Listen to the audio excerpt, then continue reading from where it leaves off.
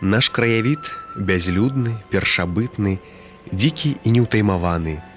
Існуе сам для сябе ў неабсяжнасці сваёй прасторы, у выразным скульптурным рэльефе сваёй паверхні, атулены ляснымі абшарамі і гушчарамі. Ён лучыць неабдымную велізарнасць, самотную цішу і ўнутраную задумёнасць, стыхію і вечнасць.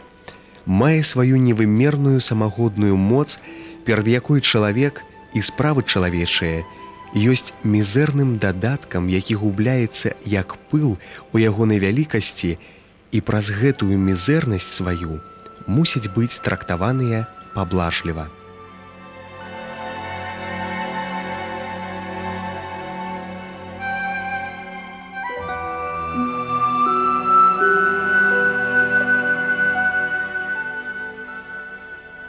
Так прыгожа пісаў пра беларускую зямлю ў 20-е гады мінулага стагоддзя наш земляк, выдатны фотамастак і краязнаўца, этнограф Ян Булгак, 125 год з дня нараджэння якога мы толькі што адсвяткавалі. Менавіта Яну Булгаку быў прысвечаны міжнародны фотапленэр, на які на Навагрудчыну сабраліся, каб прайсці шляхам фотамайстра 30 вядомых беларускіх, польскіх і літоўскіх фотамастакоў. Менавіта пра Яна Булгака мы будзем весці гаворку сёння. На мой погляд, Ян Булгак такая ж велічыня, як Адам Міцкевіч. Таму што Ян Булгак гэтак жа сама любіў Наваградчыну. І гэтак жа сама прысвяціў ёй сваё жыццё, як Адам Міцкевіч. На вялікі жаль, ён невядомы на Беларусі да гэтага часу, і асабліва, калі трошкі вядомы яшчэ яго фотаграфічная спадчына, то абсалютна невядома літаратурная спадчына Яна Булгака. Я вельмі спадзяюся на тое, што калі не ў гэтым годзе, то ў наступным убачыць свет яго ўспаміны, якія так і называюцца «Край ляд дзяцінных», прысвечаны ценям яго маці. Гэта 638 старонак тэксту, які можна назваць паэмай, таму што вобраз Наваградчыны, што паўстае на старонках гэтых успамінаў, тое, як Ян Булгак прадстаўляе свой родны Асташын, дзе ён нарадзіўся, тое, як ён прадстаўляе свой родны дом, сваіх бацькоў, сваё акружэнне, і на сапраўды цэлая паэма. Да таго ж Ян Булгак прадстае з гэтых успамінаў перад намі не толькі як мастак, але яшчэ і як філосаф, які спасціг галоўную тайну жыцця. І гэту тайну на старонках успамінаў ён выдзяляе шрыфтам нават сярод усяго тэксту. Гэта слова па-польску гучыць «мілосць» альбо «мілаванне», што ў перакладзе на беларускую мову слова «любоў» і слова «каханне». Вось так можна вызначыць адносіны Яна Булгака да жыцця. Ён любіў жыццё, і ён з вялікім замілаваннем, з вялікім каханнем адносіўся да сваёй роднай зямлі, да Наваградчыны. Наша невялічкая выстава, прысвечаная юбілею Яна Булгака, які адзначаецца зараз. Ён нарадзіўся ў кастрычніку, па старому стылю гэта было 6 кастрычніка, па новаму стылю 18 кастрычніка. Гэта час, які ў астралагічным календары адпавядае шалям. І вось на фотаздымках, партрэтах Яна Булгака, самого фотографа, мы бачым, што гэты чалавек сапраўды дакладна адпавядаў свайму астралагічнаму знаку. Бо відаць характар гэтага чалавека, характар чалавека, які падпарадкаваў сябе і сваё жыццё пошуку ісціны. І ён гэту ісціну знайшоў, і ён адчувае ў сабе душэўную раўнавагу, спакой, і таму вось такая усмешка на твары Яна Булгака, вельмі спакойная і вельмі мудрая. Ян Булгак – гэта гонар Наваградчыны, і гэта гонар нашага музея. Адна з тых асобаў, якія прымушаюць вымаўляць слова Наваградчына, не толькі пісаць, але і вымаўляць з вялікай літары. І сапраўды, Навагрудчына захапіла сучасных беларускіх, польскіх і літоўскіх фотамастакоў, удзельнікаў пленэра. Замкавая гара і рэшткі некалі магутнай крэпасці, цудоўнае надвор'е залатой восені і непаўторныя краявіды. Кожны бачыў іх асабліва па-свойму.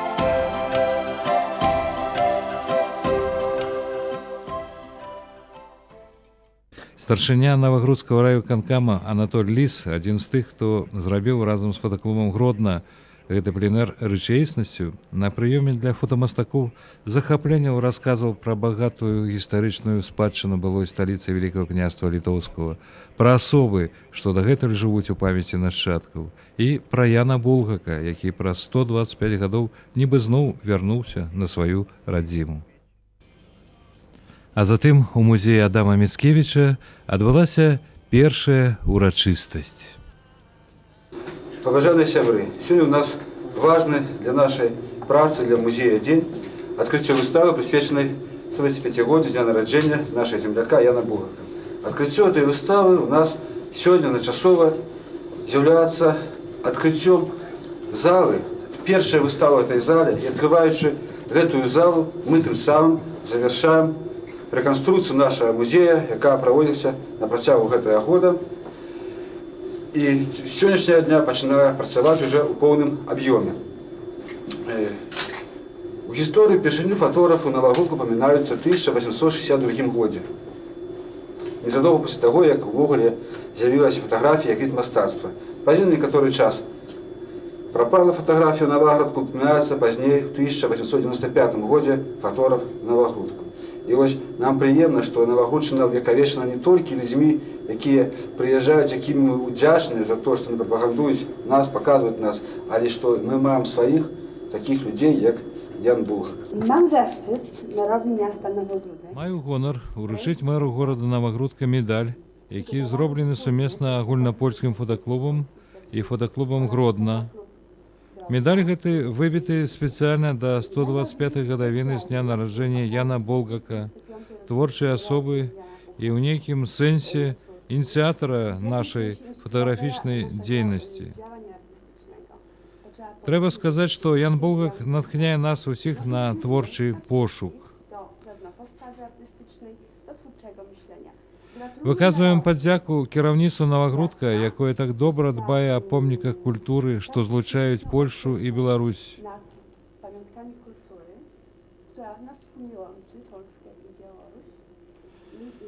І удзячны за тое, што ў Навагрудку адкрываецца вельмі цікавая экспазіцыя, прысвечаная Булгаку. Medal jest w dwóch językach, w języku białoruskim i w języku polskim, co chyba w sposób najlepszy dokumentuje nasze wspólne interesy. Автор гродненский скульптор Николай Скляр.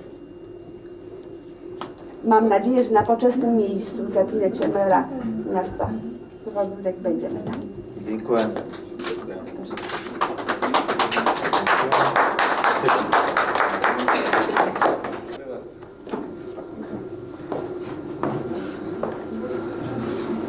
Некалькі серый было выдадзена паштовак у такой падобнай назве. У нас тут прадстаўлена 14 паштовак з серыі Навагрудчына на паштовках.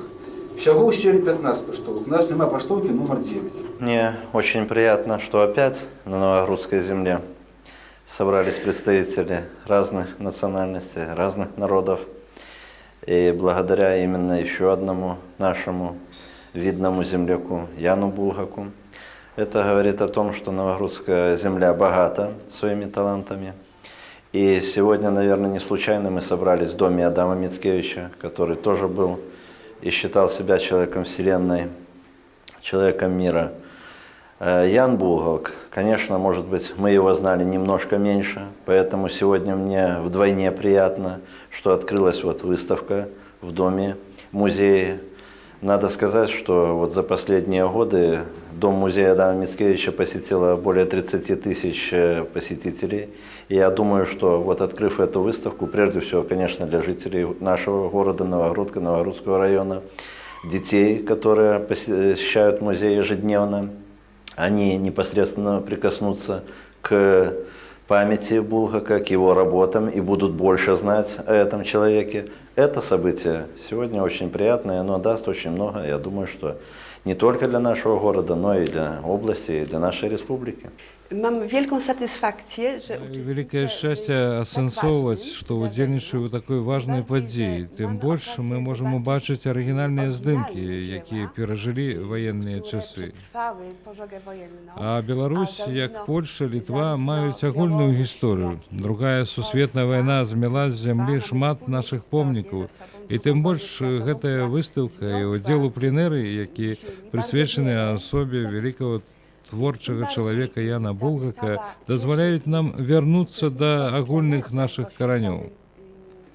Мы можам тут, сабраўшыся разам, сумесна пазнаёміцца з сучаснай сваёй творчасцю і стварыць нешта новае. Мы ўдзельнічаем у важнай справе, мы ствараем будучую гісторыю нашых народаў.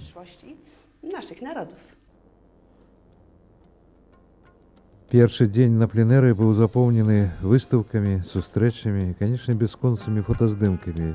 А затым усіх сабраў творчы вечар беларускай фатаграфіі. Удзельнікі пленэра з Мінска і Гродна прывезлі свае аўтарскія калекцыі, з якімі падрабязна знаёмілі гасцей.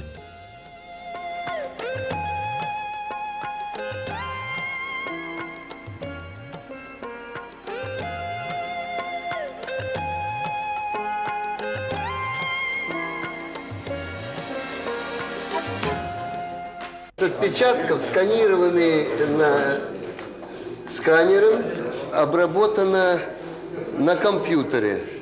То есть ретушь, там цвет и так далее, это компьютерное. Плотность, и там все это было отрегулировано на компьютере и на струйном принтере напечатано. Ну вот. А после этого руку больше не прикладывали? Нет, никакой руки.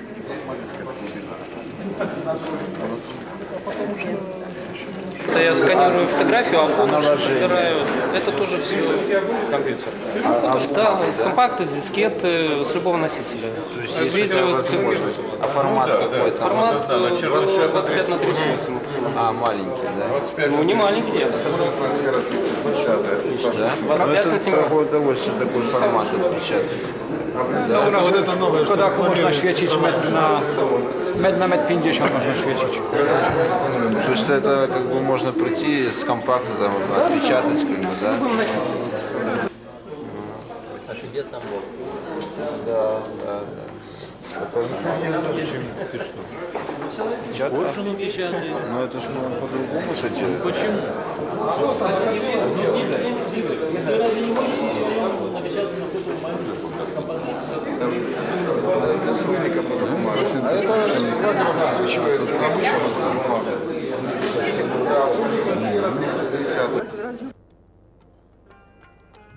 На гэтым вечернім паказе адзін аўтар змяняў другого, і ішла бясконцая дыскусія аб метадах, спосабах здымак. Мова не мела значэння, бо ў зале панавала мастацкая фатаграфія. А вечар быў адкрыццём для палякаў і літоўцаў, якія з вялікім захапленнем і многія ўпершыню углядаліся ў аўтарскія працы членаў фотаклубаў Мінск, Гродна, сталых і маладых нашых фотааўтараў, якія сёння ствараюць сапраўднае фотаграфічнае мастацтва сучаснай Беларусі.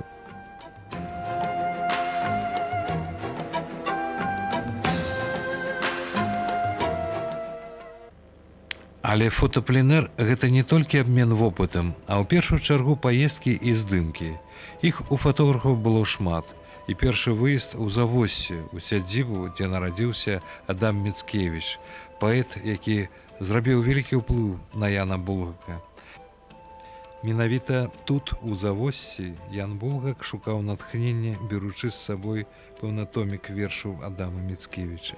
Тады яшчэ не было гэтай музейнай філігранна адбудаванай сядзібы, не былі адноўлены пакоі, ввогуле не было ніякай экспазіцыі. Яна ўзнікла толькі ў наш час да 200годдзя з дня нараджэння вялікага паэта Адама Міцкевіча.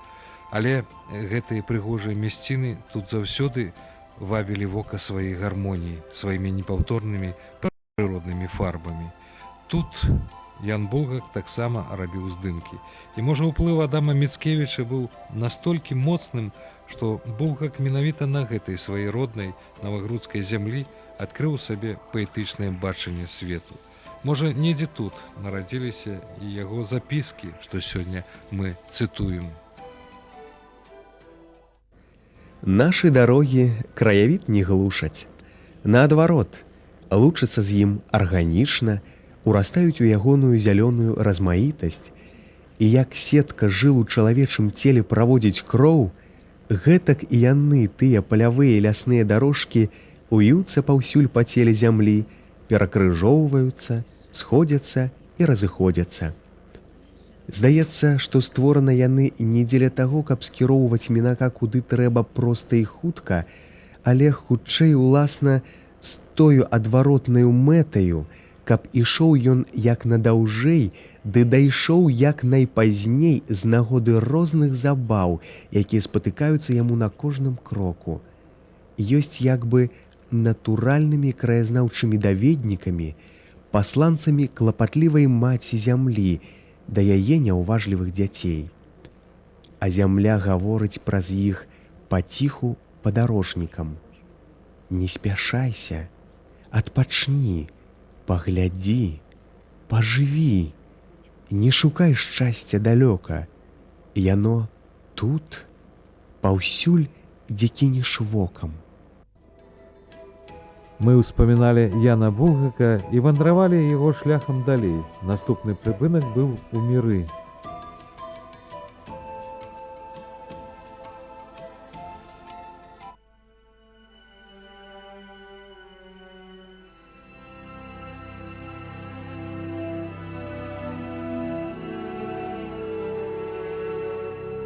Ян Булгак аднойчы сказаў, што ён прысвяціў палавіну свайго жыцця назіранню прыгажосці гэтай зямлі і ўвекавечанню яе на фотаздымках. Мірскі замак – гэта адзін з тых аб'ектаў, які сапраўды варты ўвагі мастака, фатографа, любога чалавека, які адчувае прыгажосць гэтай зямлі. Мірскі замак існуе на нашай зямлі з 16 стагоддзя, дакладна з 1515 года. Безумоўна, ён мяняў свой воблік шмат разоў і падлягаў разбурэнням і знішчэнням, але як птушка Фенікс адбудоўваўся ізноў. У часы Яна Булгака уладальнікам Мірскага замка быў князь Мікалай Святаполк Мірскі. І ў той час замак ізноў быў разваленай. Замак ізноў трэба было рэстаўраваць і аднаўляць. І гэтай непад'ёмнай для аднаго чалавека справай і займаўся якраз такі князь Святаполк Мірскі. Ян Булгак таксама ўнёс свой уклад у тое, каб захаваць гэту жамчужыну беларускай архітэктуры для нашчадкаў. Ён увекавечыў Мірскі замак на сваіх фотаздымках. Мірскі замак сёння мае шансы на тое, каб адрадзіцца. Рэстаўрацыя Мірскага замка пачалася у пачатку 90-х гадоў і вельмі актыўна. Справа ў тым, што ўвагу на Мірскі замак звярнула міжнародная арганізацыя, якая займаецца аховай самых цікавых у свеце гістарычных помнікаў. Гэта арганізацыя называецца ЮНЕСКО, і праект рэстаўрацыі Мірскага замка атрымаў прэмію Савета Еўропы, узнагароджаны дыпломам. І вось зараз гэты праект бліжыцца да завяршэння. Адрэстаўраваны ўжо ўсе вежы Мірскага замка. У адной з іх зараз размяшчаецца экспазіцыя, якая расказвае пра гісторыю уладальнікаў Мірскага замка і гісторыю пабудовы гэтага замка. Адрэстаўраваны таксама палацавая частка мірскага замка, якая у часы, калі замак функцыянаваў згодна яго прызначэнню, мела 40 залаў, і ў гэтых залах размяшчаліся госці князёў Радзівілаў, калі тут адбываліся розныя імпрэзы. Але яшчэ не ўвесь замак завершаны, рэстаўрацыя не ўсяго замку завершана, і вось адна сцяна па-ранейшаму прадстае перад намі незавершанай напалову у стане будаўніцтва.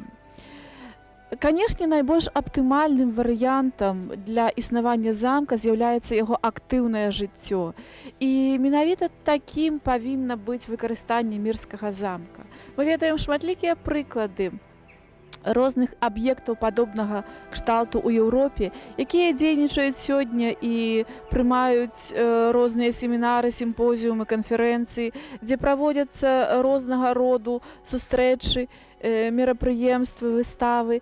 І ўсё гэта надае жыццё такім старажытным аб'ектам, якія наўрад ці сёння ўжо прыгодныя для жыцця сучаснага чалавека. Веліч, магутнасць гэтых сцен, яна ўражвае, і ўзнікае адчуванне, тое пачуццё годнасці, якое мы страчваем у паўсядзённым жыцці, яно адчуваецца тут.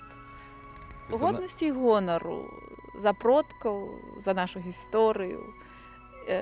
Адчуваем тое, што ў нас ёсць шанс на будучыню.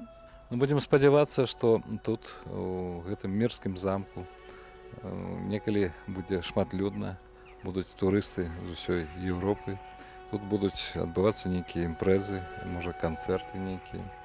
І тут будуць людзі усведамляць магутнасць Беларусі, яе вялікую спадчыну, і тое, што сённяшняе пакаленне пачынае дбаць аб здабытках, якія захаваліся нам праз стагоддзі.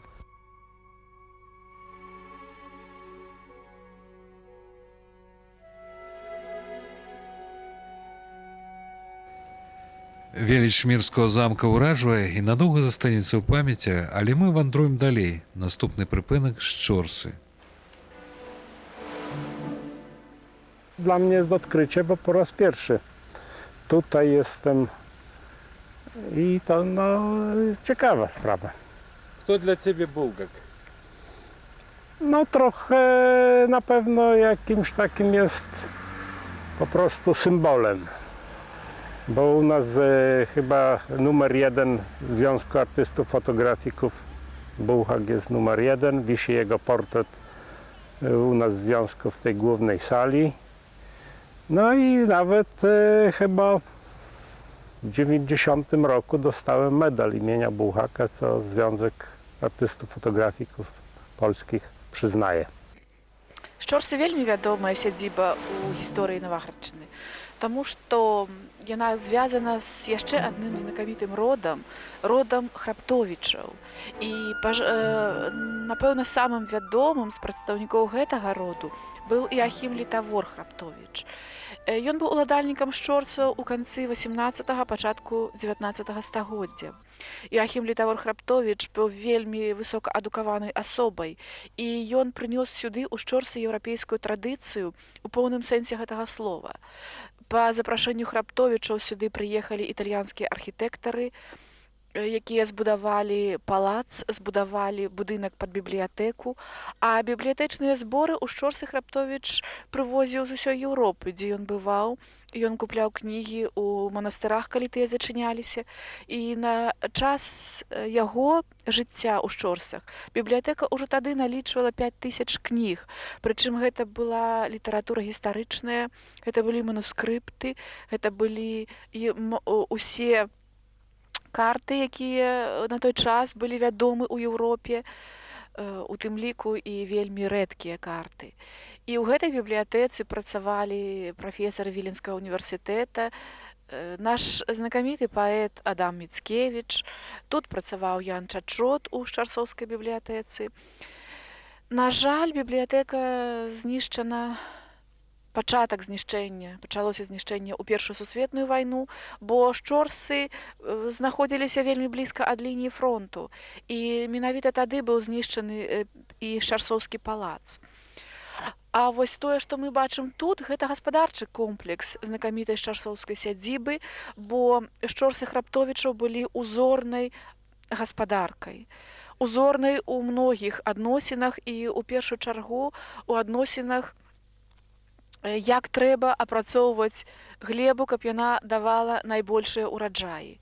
Вось тут у гэтых пабудовах размяшчаліся шчарсоўскія стайні, тут размяшчалася ў мураванцы, якая знаходзіцца за намі, размяшчалася сыраварня, і па запрашэнню Ахіма Літавора Храптовіча тут працавалі галандскія сыравары, якія прывезлі сюды і гэту традыцыю на нашай землі, і гэта традыцыя вельмі паспяхова развівалася, таму што сыры са шчорсаў экспартаваліся пазней у Еўропу.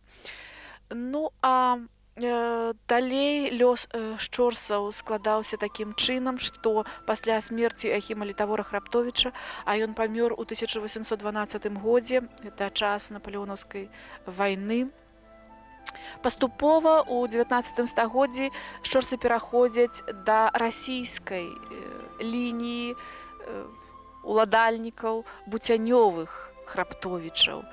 І вось апошнім уладальнікам быў Міхаіл Буцянёў-Храптовіч. Яго жонка Вольга Буцянёва-Храптовіч, выехаўшы адсюль, эміграваўшы ў Францыю, у Парыж, напісала кнігу ўспамінаў, якая называецца «Пералом», 1939 год. І гэты год сапраўды быў пераломным.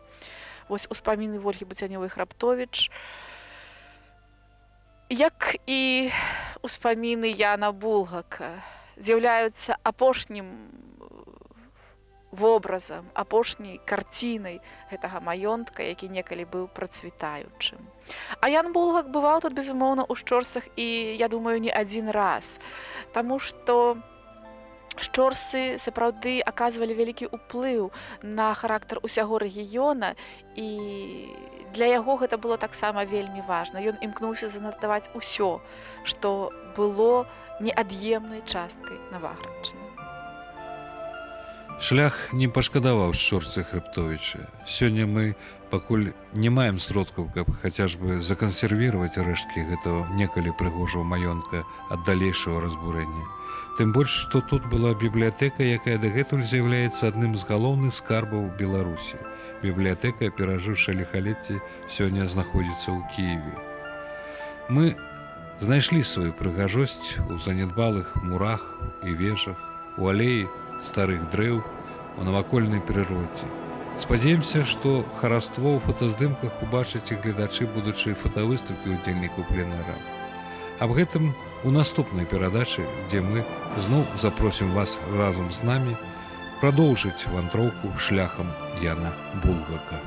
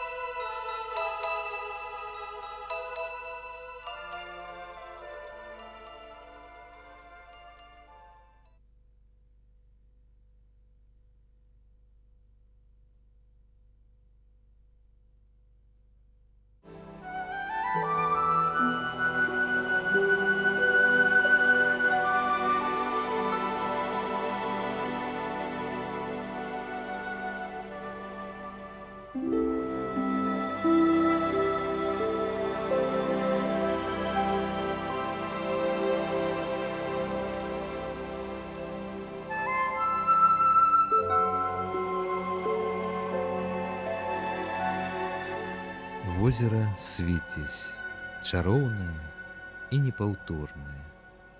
Яно кожную гадзіну мяняе свой настрой і фарбы. і кожны ранак тут не падобны на папярэдні.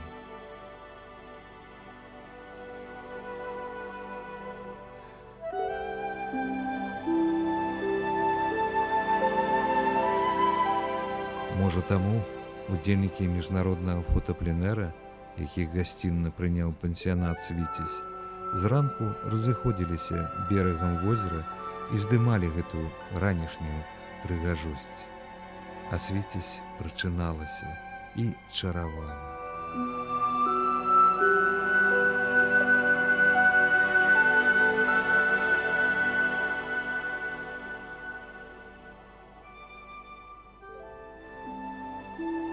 Тут у свой час пад чары «Свіцязі» папаў Адам Міцкевіч і закахаўся. Закаханым 100 гадоў таму на «Свіцязі» адчуваў сябе і Ян Булгак. Яго здымкі з возера гавораць аб гэтым. Мы таксама адчувалі ўзнёсласць і прыгажосць некранутай прыроды.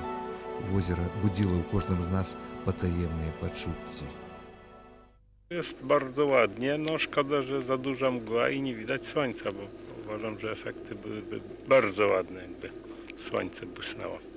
Ty nie pierwszy raz już na świecie. Nie no, na Świterzy drugi raz, ale jak pierwszym razem byliśmy, to jednak pogoda była taka, że lało na okrągło i nic nie można było zrobić. No teraz jest trochę lepiej, bo jeden ranek był wspaniały, no i sporo zrobiłem zdjęć. Свитязь очень понравился, озеро сам. Это напоминает наш Балтийское море, там особенно берег, особенно песок, это все очень чисто. Я даже искупался, наверное, один из всех участников. А пленэр сам? Организация очень хорошая. Да, мне нравится пейзаж, мне нравится снимать природу. Но почему я снимаю больше наш гродненский, скажем так, ландшафт? Хотя бы потому, что, как я уже и говорил неоднократно, показать людям, что наши места не просто не хуже, и что у нас не менее красиво, чем где, а я хотел бы сказать, что у нас красивее, чем где-либо. У нас лучше даже, чем в той Польше или в каких-либо других странах. Я не говорю о красоте городов, я говорю о природе, которая в десятки раз выглядит красивее, чем где-либо. Шляхам Яна Булгака з шарона «Свіцязі» мы зноў павандруем у Шчорцы, дзе нас чакае працяг гісторыі пра славуты палац і бібліятэку магнацкага рода Храптовічаў.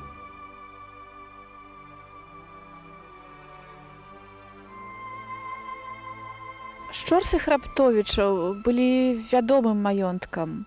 І, на жаль, сённяшняя наша вандроўка стварае ўражанне не лепшае, таму што ад былога магутнага палаца, ад былой узорнай сядзібы шчорцаў сёння засталася, як сказалі госці з нашай групы, зруйнаваная руіна.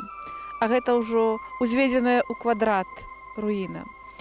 І вось гэты палац, які сёння паўстае перад намі руінай, ён быў пабудаваны ў сярэдзіне 18 стагоддзя, пабудаваны італьянскімі архітэктарамі Якубам Габрыэлем і Карлам Спампані, якіх запрасіў Іахім Літавор Храптовіч, уладальнік шчарцоўскага маёнтка.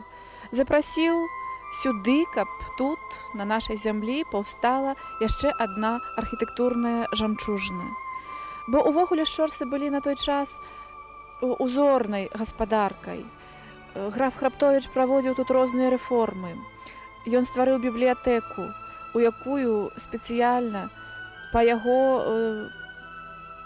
заказах дастаўляліся кнігі з Еўропы. Храптовіч сам на той час быў канцлерам Вялікага княства Літоўскага, чалавекам высокаадукаваным, і ён разумеў ролю асветы. Для вясковых сялян Храптовіч стварыў тут школу па ўзору ланкастарскіх школ, у якіх яны маглі атрымліваць адукацыю і даваць адукацыю сваім дзецям. Больш таго, вядомыя факты, калі граф Храптовіч свайго прыгоннага накіроўвае вучыцца ў Вільню, ва ўніверсітэт, вывучаць медыцыну. І імя гэтага прыгоннага Храптовіча Ігнаці Аржахоўскі, які пазней становіцца выдатным медыкам і практыкуе ў Новаградку, і яго ведаюць усюды. І цікавы парадаксальны факт, што граф Храптовіч які даў чалавеку магчымасць атрымаць, зрабіць кар'еру, не захацеў даць яму вольную. І вось тады грамадзяне горада Навагрудка звярнуліся з просьбай да графа ўсё ж такі вырашыць станоўчы лёс гэтага чалавека, і Аржахоўскі атрымаў тады вольную. Але ўвогуле Храптовіч адмяніў прыгоннае права для сваіх сялян за 12 гадоў да адмены прыгоннага права ў Расіі. І гэта таксама сведчыць пра яго прагрэсіўныя погляды. Тут у Шчорсах Храптовіча у бібліятэцы, будынак якой, на жаль, не захаваўся, але ён быў пабудаваны тымі ж самымі італьянскімі архітэктарамі, працаваў Адам Міцкевіч. І пад дубам, падобным вось да такога волата дуба, які стаіць і тут перад палацам, ён напісаў паэму «Гражына», адну з першых сваіх прыгожых паэм, прысвечаных Навагрудчыне і яе цудоўнай гісторыі. У бібліятэцы Храптовіча бібліятэкарам працаваў Ян Чачот, якога Храптовіч прыняў і прыгрэў, можна так сказаць, пасля таго, як Чачот вярнуўся з выслання ў Сібір, з ссылкі ў Сібір. Праўда, Ян Чачот, ці то па добрай душы, ці то яшчэ па нейкіх іншых матывах, выдаваў кніжкі з бібліятэкі графа Храптовіча, і часам гэтыя кніжкі не вярталіся ў бібліятэку. Але не гэта стала, безумоўна, падставай для амаль поўнага знішчэння бібліятэкі. Першая сусветная вайна, 1914 год, калі лінія фронта праходзіла зусім блізка тут, у Шчорсах, граф Храптовіч, ужо іншы, безумоўна, не Іоахім Літавор, вырашыў вывесці бібліятэчныя зборы далей ад тэатра ваенных дзеянняў. І тады вялікая частка, найбольш каштоўная частка Храптовічаўскай бібліятэкі была вывезена ў Кіеў. І зараз 2000 кніг знаходзяцца ў бібліятэцы Кіеўскага універсітэта. Усе спасылаюцца, навукоўцы, ва ўсякім разе, спасылаюцца на завяшчанне графа Храптовіча, што гэта бібліятэка, паводле завяшчання, павінна была вярнуцца на Беларусь, калі тут адчыніцца першы універсітэт. Першы універсітэт на тэрыторыі сучаснай Беларусі адчыніўся ў 21 годзе ў Мінску, але раней яшчэ дзейнічаў універсітэт у Вільні, якая была беларускай і дзе атрымлівалі адукацыю моладзь з Беларусі. Вось, але завяшчанне не было выканана і не выканана да сённяшняга дня. І тое, што мы маем, гэта толькі спіс тых 2000 кніг, рэестр 2000 найрадчайшых гістарычных кніг, карт, якія размяшчаліся тут, у Шчорсах. Ян Булгак не мог абысці такую мясціну, як Шчорсы, таму што Шчорсы былі вельмі адметнай рысай Навагрудчыны. І, канешне, ён карыстаўся бібліятэкай Храптовічаў. І Шчорсы занатаваны на фотаздымках Яна Булгака як адна з найпрыгажэйшых жамчужын Навагрудчыны. А пленэр крочыў па свайму плану. Мы некалькі разоў наведвалі былую сталіцу Вялікага княства Літоўскага, непаўторную сваю архітэктуру, старажытнай і шляхетнай, і ў той жа час па-сучаснаму цывілізаванай, любоўна захоўваемай нашчадкамі вялікіх князёў.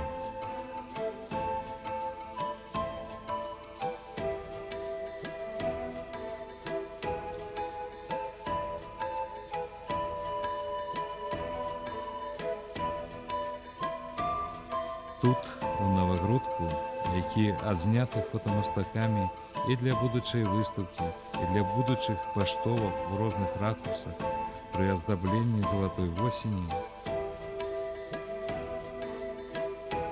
адбылася яшчэ адна сустрэча, якая надоўга застанецца ў памяці мясцовых аматараў фотамастацтва. Славуты еўрапейскі майстар пейзажу з польскага горада Супрацьля Віктор Волкаў паказаў свой слайд-канцэрт. Волкаў бачыць навакольны свет асабліва. Яго здымкі – гэта адкрыццё таямніц прыроды, яе адценняў, фарбаў ночы і ранка, сонца, птушак. Гэта трэба бачыць.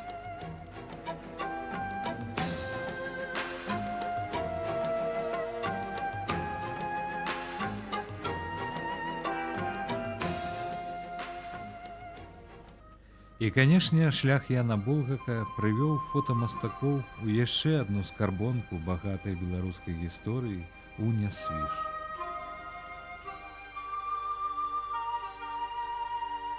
Нясвіж вядомы ў Беларусі, вядомы у Вялікім княстве літоўскім, пачынаючы з канца 16 стагоддзя. Дакладней, ён існаваў яшчэ раней, з 12 альбо 13 стагоддзя, закладзены Юрыем Нясвіжскім. Але сваю славу Нясвіж набыў разам з знакамітым родам Радзівілаў, якія сталі яго ўладальнікамі ў канцы 16 стагоддзя. Мікалай Радзівіл-сіротка, тая асоба, той чалавек, які пабудаваў палац тут у Нясвіжы ў канцы 16 стагоддзя. У гэты час пачынаецца разбудова і цэлага горада, абарончае збудаванне вакол самого горада, касцёл, пабудаваны Мікалаем Радзівілам-сіротка на ўзор знакамітага храма Ільджэзу ў Рыме. Першы касцёл у стылі барока на тэрыторыі Беларусі. Палацавы ансамбль тут у Нясвіжы таксама пабудаваны ў стылі барока. Увогуле, гэты стыль пануе ва ўсім Нясвіжы. І такіх узораў беларускага барока альбо барока на тэрыторыі Беларусі, дакладней сказаць, больш, як у Нясвіжы, мы нідзе не знойдзем у такой канцэнтрацыі, як тут. Нясвіж, Радзівілы, гісторыя самага багатага магнацкага рода, гісторыя поўная рамантыкі, поўная таямніц і часам трагедыі. Усё гэта было тут, бо тут захоўваліся найважнейшыя дзяржаўныя дакументы, як арыгінал акта Люблінскай уніі, якая аб'яднала Рэч Паспалітую і карону Польшчы, дакладней, і Вялікае княства Літоўскае ў Рэч Паспалітую абодвух народаў у 1569 годзе. Тут у Нясвіжы былі багацейшыя зборы мастацкіх твораў. Гэта былі карціны, гэта былі каштоўнасці, прывезеныя з усходу, таму што Радзівілы знаходзіліся ў кроўным радстве з каралеўскай сям'ёй Яна III Сабескага, і ордэнскі плашч з Палесціны, захоплены Янам Сабескім падчас вайны з туркамі, захоўваўся тут у Нясвіжы. Тут у Нясвіжы была знакамітая калекцыя скульптур, зробленых з серабра і золата, упрыгожаныя каштоўнымі камянямі 12 апосталаў, якія адзін час былі выстаўлены нават у зале для наведвання гасцямі. Але пазней, калі на гэтыя каштоўнасці спакусіліся рабаўнікі, па загаду аднаго з Радзівілаў сапраўдныя скульптуры былі заменены васковымі фігурамі. І вось так узнікла першая ў Еўропе калекцыя альбо музей васковых фігур тут у Нясвіжы. Былі вялікія каштоўнасці ў кожнай зале, а 9 залаў гэтага цудоўнага палаца з'яўляліся урачыстымі заламі для прыняцця самых важных асобаў дзяржавы, у тым ліку і каралёў. Нясвіж наведваў Станіслаў Аўгуст Паніатоўскі і прымаў яго тут. Таксама Станіслаў Радзівіл, вядомы па мянушцы пані каханку. Літоўская лінія Радзівілаў скончылася на Дамініку Радзівілу, які загінуў падчас вайны з Напалеонам у 1812 годзе. Тады ж знікаюць і галоўныя каштоўнасці Нясвіжскага палаца. Хоць замак перайшоў да Радзівілаў прускай лініі, і яны пасля гэтай вайны пасяліліся тут. Праўда, не адразу замак быў у такім разбураным стане, што Антонію Радзівілу і Марыі де Кастелян, яго жонцы, прыйшлося 5 гадоў жыць у невялічкіх Радзівіл-монтах, у некалькіх мілях ад Нясвіжа, і адбудоўваць увесь час гэты замак. І вось адбудаваны нанова ўжо прускімі Радзівіламі, замак прадаўжаў сваё жыццё да 1939 года. Радзівілы і сёння жывуць, параскіданыя па свеце, і часам прыязджаюць сюды, у Нясвіж, у сваё радзіннае гняздо, калі можна так сказаць. Сёння пачынаецца новы этап у жыцці Нясвіжскага замка. Мы спадзяёмся на тое, што разам з рэстаўрацыяй адновіцца былая веліч Нясвіжа, і зноў гэта будзе рэзідэнцыя. Але вельмі хацелася б спадзявацца на тое, што гэта будзе рэзідэнцыя адкрытая для наведвання. Таму што такіх прыгожых мясцін, як Нясвіж, як Нясвіжскі палац, як паркі, а іх тут 5 у Нясвіжы, на Беларусі цяжка знайсці дзе-небудзь яшчэ. І меў рацыю Ян Булгак, які наведваў Нясвіж, які разумеў каштоўнасць і разумеў вартасць Нясвіжа для ўсёй Беларусі, для ўсёй дзяржавы Рэчы Паспалітай і захаваў Нясвіж у тым выглядзе, які ён меў пры яго жыцці для нас, tych, kto żyje сьогодні. Jesteśmy bardzo wdzięczni naszym przyjaciołom, fotografom z Grodna. Мы вельмі ўдзячныя нашым беларускім сябрам, фотамастакам з Гродна за такую цудоўную арганізацыю пленэра. Мы пабывалі ў найцікавейшых месцах гэтага рэгіёна, не менш.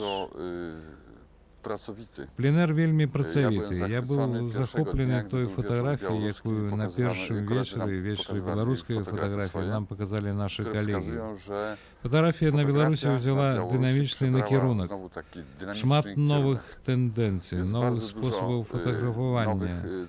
А што самае важнае, да нас, старых мамантаў, даплылі маладыя людзі. Организация пленэра такая, что не маем для себе часу. И на таким уровне организованы пленэр, что никто у Европе не поскардился бы, как организатор, а кожны удзельнік быў бы задаволены. Это вельмі высокі ўзровень. Шановныя сябры, наша вандроўка з удзельнікамі міжнароднага пленэра, прысвечанага юбілею Яна Булгака, працягваецца. І мы знаходзімся зараз на алеі старога парка Радзівілаў, які называецца Альба. У гэтым парку шмат цікавых мясцін, а вось дзве алейкі, якія тут перад вамі, яны прадстаўляюць бюсты найбольш выдатных асобаў, прычым не толькі Радзівілаў, але і заснавальніка Нясвіжа, Юрыя Нясвіжскага, і італьянскага архітэктара Яна Марыя Бернардоні, які пабудаваў Нясвіжскі палац і які пабудаваў касцёл у стылі барока тут у Нясвіжы ў 16 стагоддзі. Увогуле Нясвіж, нягледзячы на тое, што ён адметны сам па сабе, што ён рэзідэнцыя Радзівілаў, самага багатага роду у Рэчы Паспалітай, багацейшага за каралёў, Нясвіж, тым не менш, з'яўляўся часткай Наваградчыны. Таму што тэрыторыя Навагрудскага ваяводства прасціралася аж сюды і ўключала ў сябе Нясвіж. Ну, а сёння гэта неад'емная частка Гродзеншчыны. Вось як некалі Наваградчына канцэнтравала вакол сябе найбольш адметныя населеныя пункты і найбольш адметных людзей, асобаў, якія дасягнулі вышынь, кожны ў сваёй галіне. Так і сёння Гродзеншчына – гэта зямля, якая вядома шматлікімі славутасцямі і слаўнымі мясцінамі.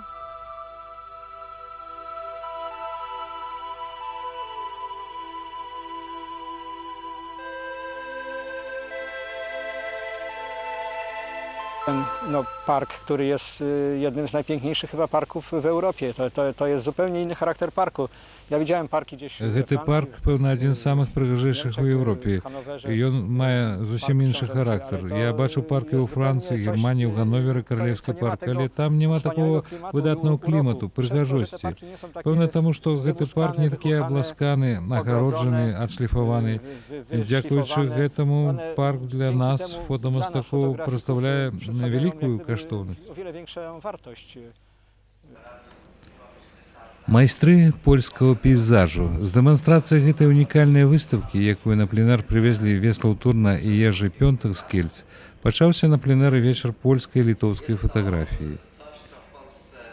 Унікальныя, вельмі прыгожыя здымкі, сабраныя разам, гэта лепшыя творы сотні вядучых фотамастакоў суседняй нам краіны, зробленыя ў самыя розныя гады. І мы змаглі ўбачыць усе іх у натуры. Апладысментамі сустракалі паказ вось такіх прыгожых фотаздымкаў. Усе яны ўвайшлі ў цікавы том надрукаванай вялікай кніжкі і сталі рэдкай энцыклапедыяй прыроды і прыгажосці адначасова. Мастакоў з Кельца змянілі варшавяне, прадстаўнікі агульнапольскага фотаклуба і Саюза польскіх фотамастакоў.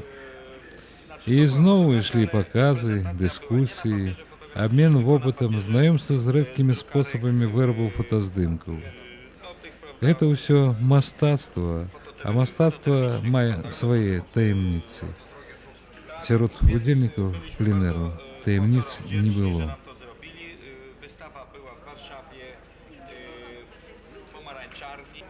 Адкрыцці на вечары ішлі адно за другім. Упершыню беларускія фотамастакі змаглі ўбачыць творчасць вядомых майстроў жаночых дню і партрэтаў з Радама, прызёраў многіх фотасалонаў свету. Сапраўды, гэта вельмі прыгожыя здымкі. Ужо даволі познім вечарам, але часу ніхто не заўважаў, палякаў змянілі літоўскія фотамастакі. І зноў мы бачылі прыгажосць. Кожны аўтар асоба і майстар, і многія здымкі, сабраныя для паказу на пленэры, таксама раней дэманстраваліся на самых прэстыжных выставках у многіх краінах Еўропы і сусвету. Мы спадзяемся, і ёсць такая дамоўленасць, што лепшыя з паказаных на міжнародным фотапленэры выставак і калекцый у хуткім часе ўбачаць у выставачных залах і гродзенцы. А гэта будзе азначаць, што свята фотамастацтва мае працяг і доўжыцца столькі, колькі фатаграфія можа несці чалавеку прыгажосць. І вось надышоў апошні пленэрны дзень на Свіцязі. Зноў зранку здымкі імглістага і непаўторнага возера, якое мы пакахалі сэрцам і зразумелі душой, і зноў узгадваюцца словы Яна Булгака пра гэтую узаемную сувязь прыроды і чалавека.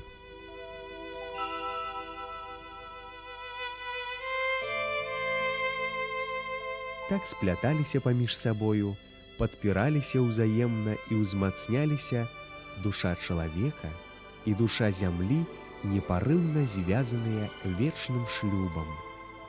А дзіця таго сардэчнага звязку зямлі і чалавека, плод кахання, вернасці і бязмежнай адданасці, наш краявід. Дзіця адзінае і так цудоўна прыгожае. Ці можна яго не любіць?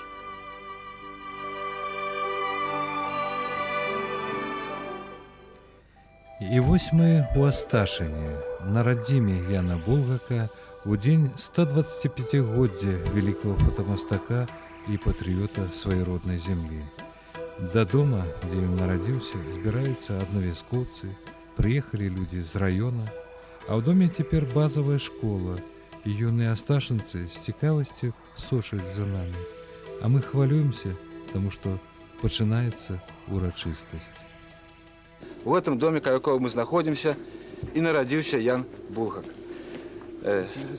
Сама вёска Асташына одна з самых старейших на Новогрудчине. Первый раз вспоминается ровно 600 годов назад, у 1401 году. Належала великому князю литовскому Витовту, позднее перешла до его жонки Ульяны, позднее до его брата Сигизмунда, а с 16 столетия Асташына была часткой маёнтка Любча и належала Радзівілам.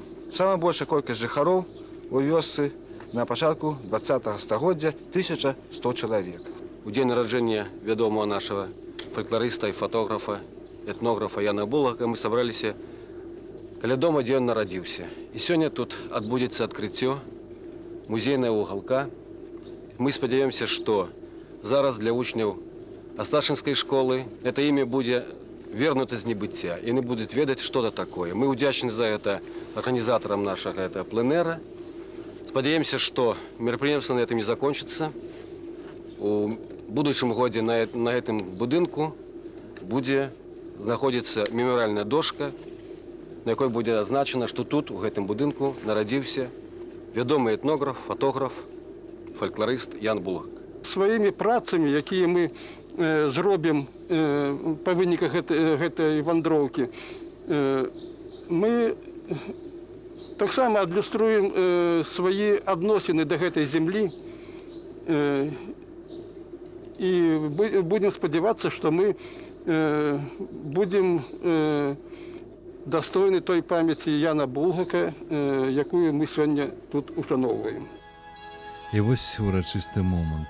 Ян Булгак праз 125 гадоў зноў вярнуўся ў свой родны дом. Тут намаганнямі беларускіх удзельнікаў фотапленэра адкрыта пакуль невялікая, але вельмі змястоўная экспазіцыя са здымкамі фотамастака. У першую чаргу Ян Булгак новаградчанін. Гэта галоўнае. Ён сам адзначаў, што ён вельмі ганарыцца з дзяцінства тым, што ён новаградчанін. Па-другое, Ян Булгак паходзіць з шляхецкага роду булгакаў. І ёсць дзве версіі паходжання гэтага роду. Адна з іх літоўска-маскоўская, якая, на жаль, заканчваецца ў 1581 годзе, прарываецца гэта лінія. Яна проста як бы расплываецца ў трох вядомых расійскіх родах. А вось татарска-польская лінія роду булгакаў, яна пачынаецца на нашых землях беларускіх з 1500 года і беспрарыўна працягваецца да часу Яна Булгака. Дарэчы, прозвішча Булгак з татарскай мовы перакладаецца як нелад, няўдача нейкая. Вось. Але гэтага не скажаш пра Яна Булгака, таму што і пра іншых таксама. Прадзед Яна Булгака, Фларыян, быў камергерам двара каралеўскага, караля Станіслава Аўгуста Панятоўскага. Яго дзед Томаш, які валодаў маёнткам Міцкевічы пад Клецкам, ён быў удзельнікам паўстанняў, чым вельмі ганарыўся Ян Булгак. Хоць пра паўстанні ў сям'і не гаварылі, і пра палітыку таксама. І Ян Булгак быў чалавекам далёкім ад палітыкі. Вось, а яго бацька, яго дзед дакладней, атрымаў вось гэты Асташын як пасаг сваёй жонкі Юліі з Грамыкаў, так гаварылі. Яна паходзіла з сям'і Грамыкаў. І вось такім чынам Асташын перайшоў да булгакаў. Ян Булгак называў Асташын апошняй усмешкай навагрудчыны. Бо тут яна заканчвалася, вось за міром навагрудчына заканчвалася. І ён вельмі адрозніваў усё, што ішло на захад ад Асташына, ад вось той усходняй тэрыторыі Беларусі. Тут яна была багатай, тут яна была сакавітай, тут была вельмі прыгожая зеляніна, лісцевыя лясы, якія надавалі каларыт гэтай прыродзе, пагоркі, і ўсё гэта мы бачым сёння. Ну вось, мы пазнаёмілі вас на працягу гэтай праграмы з Тамарай Вершыцкай з мясцінамі, якімі калісьці хадзіў Ян Булгак, славуты сын нашай беларускай зямлі, фотамастак, краязнаўца, этнограф. Я адчуваю Яна Булгака зараз як асобу, як чалавека вельмі блізкага. Сапраўды гэта можна назваць каханнем. І вельмі шчаслівая тым, што сцежкі вялікага майстра прывялі нас нарэшце сюды, туды, адкуль пачынаўся Ян Булгак.